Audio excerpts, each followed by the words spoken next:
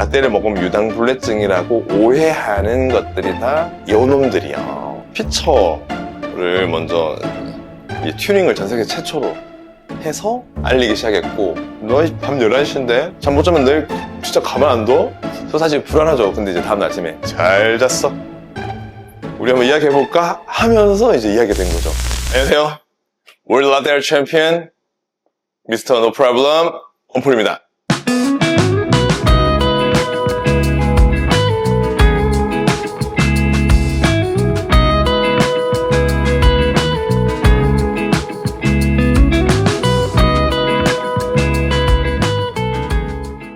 일단 전 세계 유일하게 모든 이런 대회, 다른 장르의 라떼 대회를 다 우승했다라는 거니까요. 다들 하는 말이 들어보면 앞으로 있을까? 사람들에게 이해시켜 줄 때 음악으로 비유를 하는데, 어제 락 페스티벌 가가지고 해서 우승하고, 쇼팽, 라마니노프 이런 콩쿨 가서 우승하고, 재즈 페스티벌, 그 다음에는 갑자기 국악 그래서 우승하고 막 이런 느낌이요. 트로트에서 우승하고. 그래서 모든 음악이라는, 노래라는 한 어떤 장르가 있으면 그 모든 대회에서 다 우승을 했다라는 거다 보니까 음악을 정말, 모든 음악을 사랑한다, 다 기억에 남는데, 그래서 가장 기억에 남는 대회는 가운데 있는 저 대회죠. 월드 트로피를 탈 때 그게 기억에 남는, 아직도 너무 생생해요. 대회를 준비하는 동안 디자인이 천사 팅커벨 그 백조였는데, 준비하다가 갑자기 내 마음 같은 거야.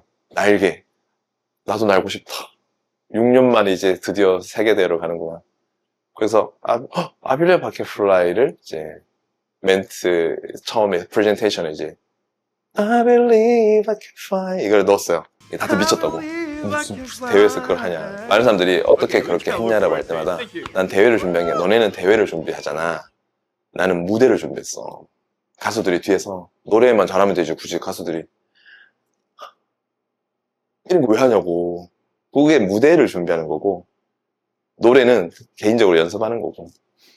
그렇게 해서 이제 딱 했을 때 제가 준비했 그 순간이에요. 노래하는 그 순간이 왜 기억이 남냐면, 우승하는 그 순간보다 갈등이었어요. 노래 못 하겠는 거야. I believe I can fly 하니까 대회장이 난리가 나버린 거야. 심사위원 또 완전 한방미소하고, 그 1초의 그 선택, 그리고 나서 그걸 느낀 후에, 아, 세상이 원하는 건 이런 거구나.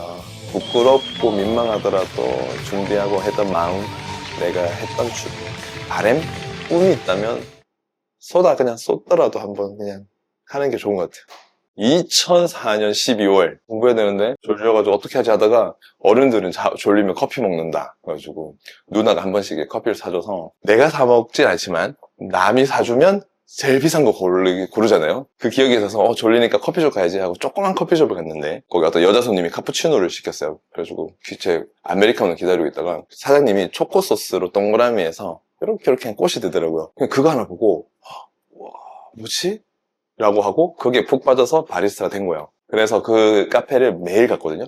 갔더니 사장님이 저를 이제 보고, 또 메뉴판에 나이가 있길래 부족한 실력의 포토샵 실력으로 메뉴판을 만들어줬어요, 코팅해서. 그러니까 저를 좋게 보고, 뭐 배워볼래요? 해서 무급으로 한 10개월을 했었던 것 같아요. 그렇게 사장님에게 라떼아트를 배우고 커피를 배우고 했는데, 한 달 만에 사장님보다 잘했어요. 사장님 같이 하면서 대회도 나가고 라떼아트를 시작해서 10개월 후에 거기를 이제 그만두고 이제 개인 카페, 커피 마루는 카페를 오픈을 하게 됐고, 그렇게 지금까지 계속 해오고 있어요. 저는 핸드드립, 에스프레소 이런 추출, 로스팅에 많이 빠져 있었기 때문에 그쪽으로 두각을 나타냈었어요.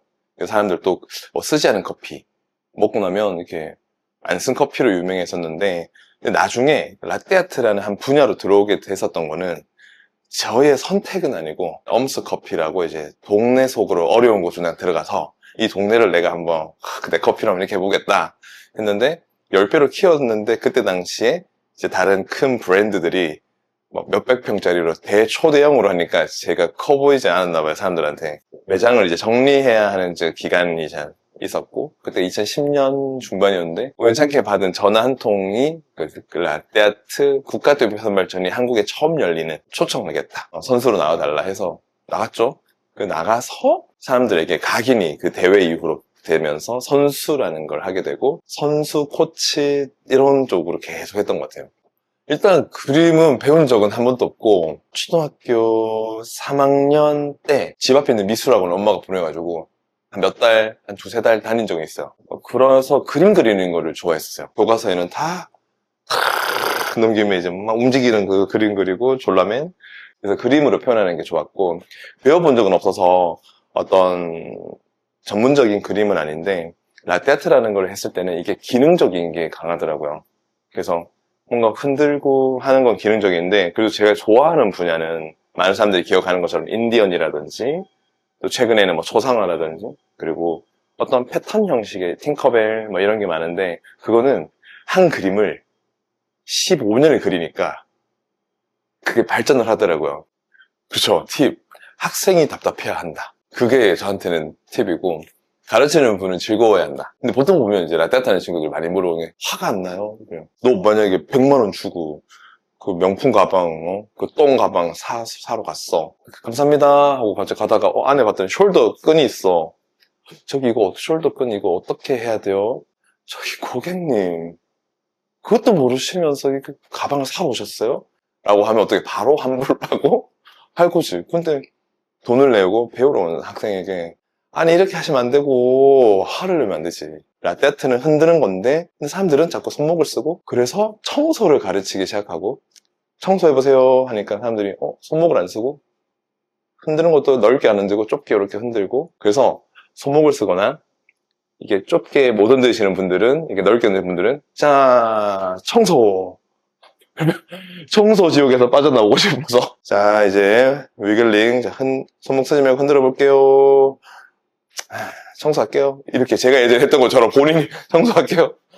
그게 이렇게 적용하다 보니까, 이런 방법에 서로가 정확하게 뭔가 이해할 수 있는 교육법을 개발해보자 하면서 그걸 많이 법을 개발하게 하다 보니까 노하우가 많이 쌓였어요.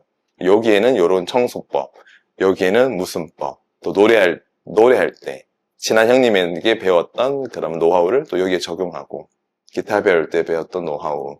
그러다 보니까 저는 이제 저희 수업할 때 너무 즐거워요. 그래서 연구를 진짜 많이 하다가, 이제 제가 그때 추출 성분 그래프를 몸으로 먹어가면서 막 그래서 만들었어요. 물거품 스팀 그래프도 소리 들어가면서 온도 재가면서 막 만들고, 그러다가 마침 궁금한 게 혼자서, 마침 그 교수님이 오기 전에 임상실험을 끝난 거야. 그 임상실험을 혼자서 몸에 해보는 거죠. 일단 먹고 시간 재고 몇 시간 동안 이게 힘든지 한번 재보자. 일반인들이 어떻게 느끼는지. 그랬더니 한 8시간 동안 막 이렇게 막 뭔가 후달리고 불안하고 막 위가 막 꼬이고, 그리고 멀미하는 것 같고, 이런 현상들이 막 나타나는 거죠. 동네에 사시는 어떤 할아버지랑 할머니가 오셨는데 경북대학교 화학과 종신 교수래요. 그래요? 그러면 제가요 뭐 어떻게 저쩌고 설명하다가, 그러면 지금 밤 11시거든. 에스프레소 줘봐. 대신에 못 자면 가만 안 둬. 하나 더 밟고 2잔 드리겠습니다. 재워드리겠습니다. 했더니, 너 밤 11시인데 잠 못 자면 내일 진짜 가만 안 둬? 저 사실 불안하죠. 근데 이제 다음날 아침에 다 진짜 오셨어요. 11시쯤에 딱. 잘 잤어. 우리 한번 이야기해볼까? 하면서 이제 이야기가 된 거죠. 이론은 모르지만 이렇게 먹어봤고 저렇게 먹어봤고, 자네가 말하는 그 울렁거리고 멀미 맛이 나고 떨리고 막 위가 안 좋고 라떼를 먹으면 유당불내증이라고 오해하는 것들이 다 요놈들이요. 요 화학 성분이 만드는 거고, 자네는 이 화학 성분이 안 나오기 전에 안 나오도록 추출을 해서 그걸 먹으니까 괜찮은 거고, 한 잔을 먹어도 얘네들이 많이 나오면 힘든 거고, 그 이야기를 자네가 나한테 한 거고 자네가 나한테 먹인 게 그거네. 그래서 그날 바로 다 정리하고 분자 구조 다 그려서 노트에 다 정리하고 막, 그 이후로 이제 더 당당하고 자신 있게 추출에 막 빠져서 여기까지 왔던 것 같아요. 그래서 1차적으로 제가 이 피처를 먼저 이 튜닝을 전 세계 최초로 해서 알리기 시작했고, 그 다음에 제가 주로 이제 사용하는 기술이 이제 애칭이라는 기술인데, 이런 송곳을 이용하는 거예요. 이거를 문방구 가서 어떻게든 손에 맞는 걸 찾아보자 해서 찾다 보니까 이거였는데, 지금 또 똑같은 걸 팔거든요. 이 500원짜리를 그냥 끼워서 저한테 맞게 살짝만 끝을 갈아서 이제 쓰는 거예요. 그래서 이거를 쓰니까 저는 이제 이 송곳의 끝을 이용해서 엄청 섬세하게 그런 천사 얼굴이라든지 눈, 코, 입까지도 표현할 수 있고, 초상화 같은 거 그릴 때도 속눈썹까지 표현할 수 있고, 보통 바리스타 용품이라고 나오는 것 중에 좋은 것도 있겠지만 중요한 거는 이제 어떤 분야든지 그 대가들을 보니까 그냥 자기한테 맞는 걸 찾더라고요. 그래서 나한테 맞는 걸 찾는 게 제일 중요하겠다 해서 이제 그때부터 찾아다니기 시작하고 만들기 시작했죠. 그래서 찾고 나니까 이제 손잡이가 불편하니까 저한테 이제 맞는 걸 찾게 된 게 최근에 가장 좋아하는 게 이제 이렇게 또 있어 보이고 뭔가 프로페셔널로 해야 되니까 있어 보이는 걸로 이제 딱 선택을 해서 하고 있어요. 카페는 많은데 바리스타가 없다라는 생각을 많이 해봐봐요. 바리스타라고 한다면 뭐 커피를 대단히 잘 만드는 것이 아니라 사람들에게 맛있게 전달할 수 있는 그 마음을 가진 진짜 바리스타들이 점점 더 나타나야 될 시기고, 그래야 소비자들도 이제 점점 더 커피를 마실 때 그냥 마시는 커피가 아니라 커피라는 게 진짜 우리 삶의 카페 문화로 자리 잡을 수 있는 이제 계기가 되지 않을까라는 생각을 해봅니다. 저는 막 이런 대칭 기술적인 거 잘 안 봐요. 기술은 그냥 기술일 뿐. 저 느낌을 봐요. 전체 느낌. 그 사람만의 색깔이 느낌이 나는 그런 것들을 좀 중점적으로 많이 평가를 하려고 해요.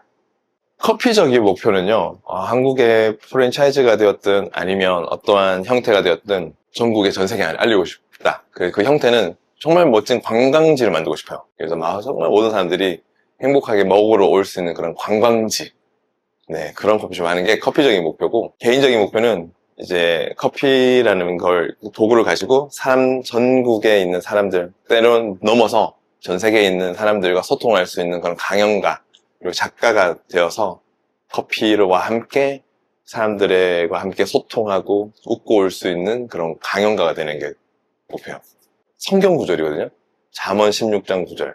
사람이 마음으로 자기의 길을 계획할지라도 그 길을 인도하시는 이는 여호와니라. 이 구절이 힘든 시간이 오면서 제 힘든 오랜 시간 동안 중심 흔들리지 않고 계속 올 수 있었던 것 같아요. 계획은 바뀌고 사람인 내가 이렇게 만들어 가겠지라도 우리를 지으신 하나님 혹은 일반인들에게는 그 신이 있다면 그 신은 우리의 마음에 있는 진짜 네가 하고 싶은 게 뭐냐라고 신은 물어볼 거고, 그게 있다면 포기하지 말고 계속 가다 보면 당신의 계획은 다르게 틀릴지라도 꿈대로는 이루어질 거니까 여러분들도 계획도 세우시고 꿈도 꾸셔라, 이런 말을 하고 싶어요.